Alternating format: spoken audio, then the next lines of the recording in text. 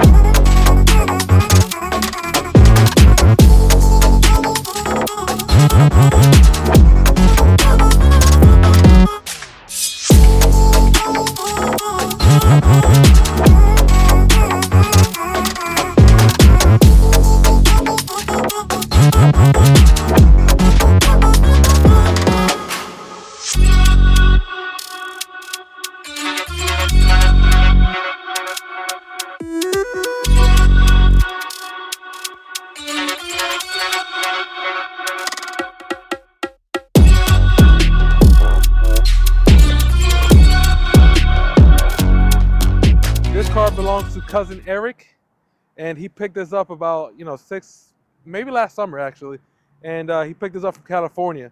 So before we get into the video, take a good look at this thing and put down in the comments how many miles you think this thing has. It's 34 years old, and it came all the way from California. So do with that information you will, but put it in the comments and see who gets the closest to it. So this thing is a time capsule. Like, there's minimal things done to this car, and zero of them affect the way that the car drives and feels. Maybe the coilovers, but besides that, nothing else does. So there's only 4, maybe 5 modifications to this thing. First one being the wheels. These are 2-piece Genwall Japanese wheels, and has Megan Racing coilovers. It has a boost controller, and it also has a blow-off valve. Besides that, it's completely stock, and it has a radio inside, but it's basic.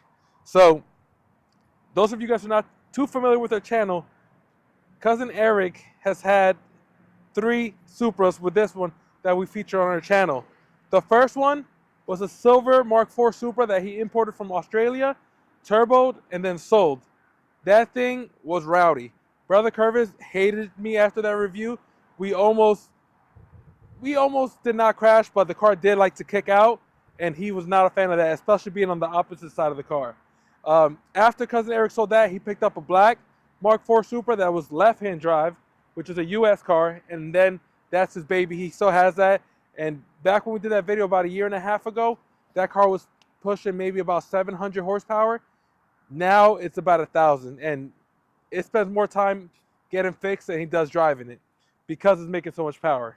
So cousin Eric decided he wanted to pick himself something that he could just get in and go, didn't need too much work, and he wasn't afraid of just, he's not afraid of anything. So this thing is what he picked up. I'm not too sure what he paid for it, but looking on the marketplace, these turbo models, they go upwards towards like 10, 15,000, maybe even more depending on mileage, trim, color, stuff like that. But I'm pretty sure he did pretty good on this. He got a good deal on it, and he got a ship from California. So up here in the Northeast, you're kind of gambling. Like, if you want a mint car like this, you're gonna pay a lot of money for somebody that kept it in the garage versus a car that came from like the South or out West where there's not snow and rust. You're paying significantly less. All right, let's pop the hood. But before we open the hood, let's look at these headlights. How cool is that? How cool is that? That's like my favorite thing from these older cars. I had my first car ever was a 1992 Corolla, and it had the flip-up headlights. Coolest feature ever. Like, you're driving and telling somebody, hey, you could go. Like, on a regular car, just flashes your lights on. These things, like, go ahead, buddy. So that's pretty awesome.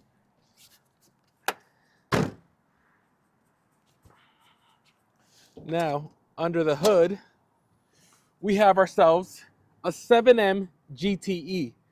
7M is the engine, GTE. I don't know what GTE means, but I know that T and E is turbo. So it's turbocharged. And they are, or it is, it's a single turbo right here. I thought these things were twin turbo. So I guess the 7M GTEs are just a single turbo. And Cousin Eric, actually I lied. This car has an exhaust as well. And it has a downpipe that Cousin Eric installed recently too. I don't see a blow-off valve though. I don't see a blow-off valve. But under the engine, under the hood, this thing is pretty much bone stock. Being a California car, you see a lot of zinc coating. Like, you know, this thing up here, this, I think there's a power steering reservoir. You know, some of these bolts, like clips, and it's super clean in here. Like, no oil anywhere. This thing is mint. A little dirty, but nothing compared to, like, if we were to go in the marketplace and look for one of these cars, I guarantee you it would not look like this. Especially when you guys find out the mileage. And if you haven't already, go down in the comments and put the mileage. So this is probably the main reason why Cousin Eric got this. He did have a white Mark III for a short time. It was an NA model, and he got rid of it. The car was in good shape, but he wanted a turbo. And buying this out here probably would have been dealing with headaches. And you know, when you want something that is not as rowdy as the other car, is way more reliable and is more comfortable, you kind of want to go and you know, make sure that it has everything. You want to make sure it's not something that requires constant servicing or that needs a ton of servicing before you could drive it. He got this thing so he could get in it and go, and that's exactly what it does. It gets and goes. So under the engine bay, it's pretty much stock. I'll show you guys the downpipe over there, top of the coilovers. Going over on this side of the engine bay, there's not much to see here, but this freaking ABS setup here, this thing is mint. It makes me like not miss, but like it makes me like want to go buy all my cars from a state or an area that has no salt and no rust, because this thing it's in great shape for what it is. For a 34-year-old car, who knows how many owners this thing's probably had, but whatever owners it's had, it's taking good care of it. And then Cousin Eric's also very kind of meticulous. But here you can see the boost controller. Right now, the stock boost gauge on these cars goes up to 8. Cousin Eric has it at 8. I should probably turn this a couple more times, but I'm afraid that I'll blow this engine. And this is not my car, so I'm going to leave it as is. All right. So if you guys haven't guessed the mileage, this is your last chance because you're about to see it right now. This thing has 226,657 miles. Can you believe that? Let's take a quick step back again. Can you believe this thing has well over 200,000 miles? This thing's a cherry. Let's look at the interior. Look at that. Hear that? Definitely early 90s, late 80s car. So looking at the interior, look at this thing. Oh, sorry. Let's look at this thing here. Nice cloth, bulky seats. Nothing screams 90s cars like these bulky old seats right there. Cousin Eric did get his steering wheel, looks like rewrapped in some suede or something. Not bad, not a bad addition to it. But you know, stock steering wheel, everything's stuck in this thing. This thing is just great. He has a dash mat. I think these cars actually suffer from cracks. Oh, let's leave that alone. But the interior on this thing is absolutely clean. Like, look at the bolster on this seat. Just this little tiny rip that, oh, don't mind my ashy fingers, but you could easily sew that back together. Nice little leather strap for the e-brake. That's still the same exact design on the Mark. I think it's the same design on the Mark IVs, but definitely the SC300s. This little leather thing on the side of the console, exactly the same. 5-speed shift knob. That looks like the original leather shift boot. There's a little radio Cousin Eric did. Look at these analog boost gauges. Oil pressure, sorry. Fuel. Look at that. And look at that little thing for cruise control.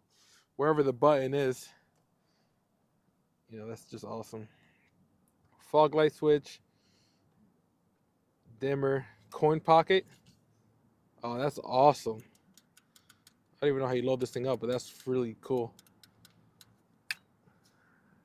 No sunroof. And obviously, big old bulky rear seats. Like bucket-like seats there. The last thing we have to check is the trunk.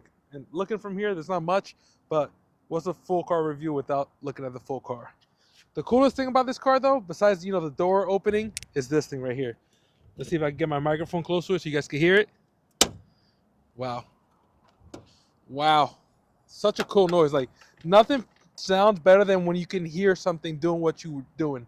So, oh, look at that. Cousin Eric has a little turbo in this keychain. But looking over here, there's nothing. It's just trunk carpet, tire cover, and a big old tire. This is probably a full-size tire Cousin Eric put here. No wonders it sticks so high. But I don't know what that is. But besides that, this thing is a freaking cherry. Now that we've seen all around it, let's hear it and drive it.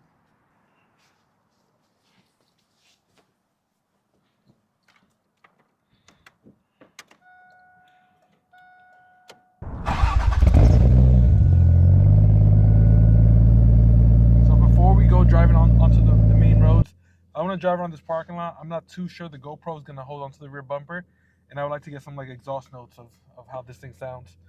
So let's get out there.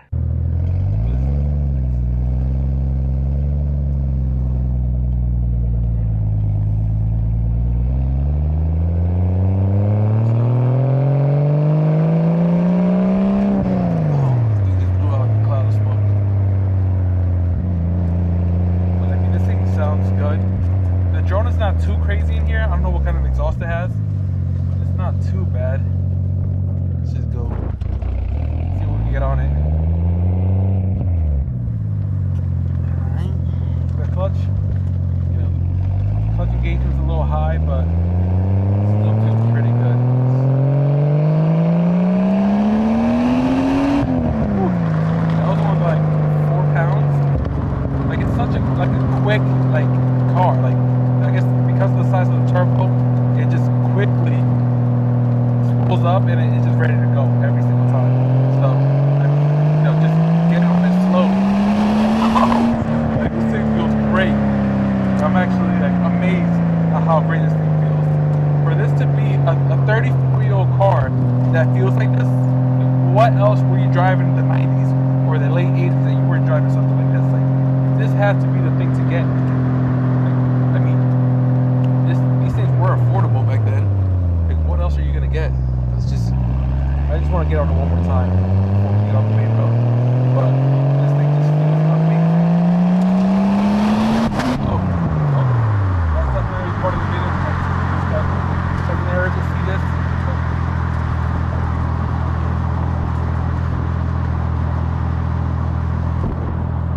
See, look, this thing is just tightened up. Whatever the 10 thing is. Let's turn around now. Alright. Let's see what it's like. Hopefully the GoPro's still back. You guys can hear it. This thing just sounds great.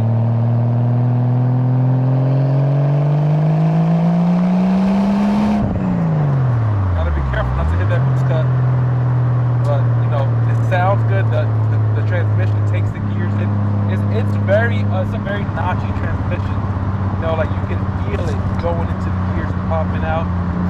Feel every single engagement that you do with the transmission, which is actually if you're a car guy, a real car guy, you like to feel it, not just being on the newer cars like paddle shifting and stuff like that. If you really want to feel like you're in control, you're part of the machine, this is the thing to go. These cars in the 90s and the 80s were just curated for drivers. They were curated for people that wanted to feel it. This thing maybe makes 300 horsepower, but you feel all 300 horsepower. You feel it. It's amazing. So, all right, now let's go take this thing on the back road. Let's see how this thing moves.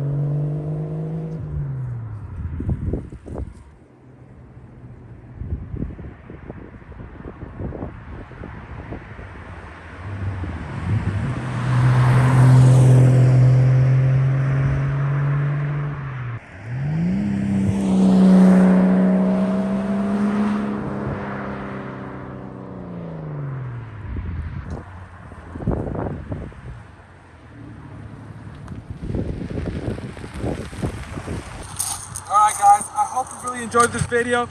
My microphone died, so I may be yelling, but I hope you can hear me. This thing was amazing, and I didn't mean to glaze it. This thing was just great. I think it's a good car for beginners.